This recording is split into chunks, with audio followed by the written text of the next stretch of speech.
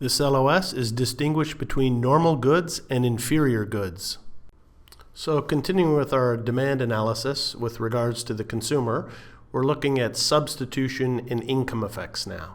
So we have a little quadrant here. On the left-hand side, we've got our normal good and our inferior good.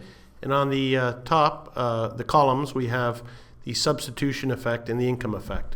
So for a normal good, the substitution effect is you're going to buy more of a good because it's relatively cheaper than its substitute. So if the price of a normal good goes down, you're going to buy more of it because it's relatively cheaper than its substitutes.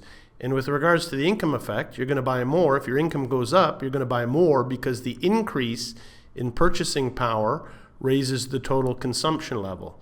Now with regards to the inferior good, if the price of an inferior good goes down, you're going to buy more because the good is relatively cheaper than its substitutes.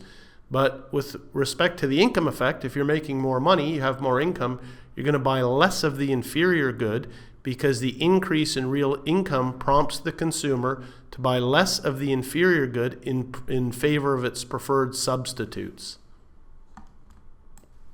A Giffen good is an inferior good for which the income effect outweighs the substitution effect. So lowering the price of a Giffen good will result in a decrease in its demand. Raising the price of a Giffen good will result in an increase in its demand. So a Giffen good is an inferior good, but not all inferior goods are Giffen goods. There are very few Giffen goods. A Veblen good is a good for which the demand increases as the price of the good increases. If the consumer's income and the price of all other goods are held constant and the price of good X is varied, the set of consumer equilibria that results will yield that consumer's demand curve for good X.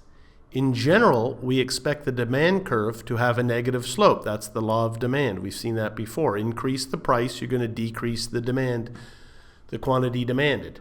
Because of two influences, income and substitution effects of a decrease in price, normal goods have a negatively sloped demand curve. For normal goods, income and substitution effects reinforce one another.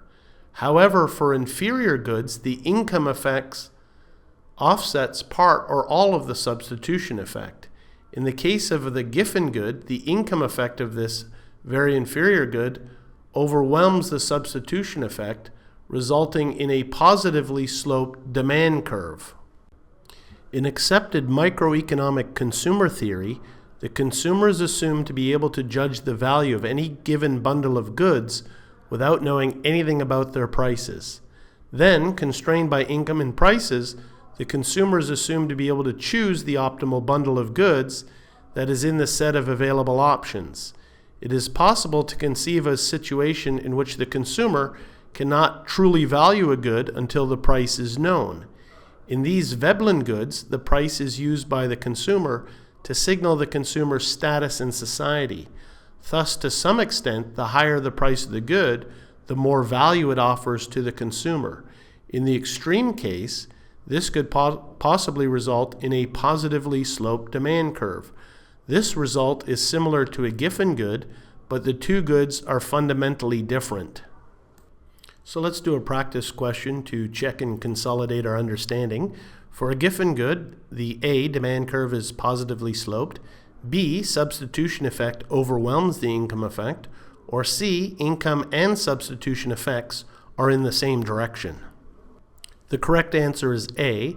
The income effect overwhelms the substitution effect such that an increase in the price of the good results in greater demand for the good, resulting in a positively sloped demand curve.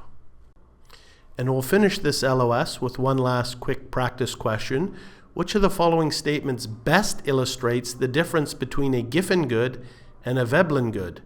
A, the Giffen good alone is an inferior good. B, the substitution effect for each is in opposite directions. Or C, the Veblen good alone has a positively sloped demand curve. Okay, this question wasn't too bad because we know that the Veblen good and the Giffen good both had a positively sloped demand curve, but for different reasons, okay? So the substitution effect for each is in opposite directions. That's not true as well. So it's A is correct. Veblen goods are not inferior goods, whereas Giffen goods are. An increase in income for consumers of a Veblen good leads to an increase in the quantity purchased at each price. The opposite is true for a Giffen good. And that's the last slide for this LOS. Thank you.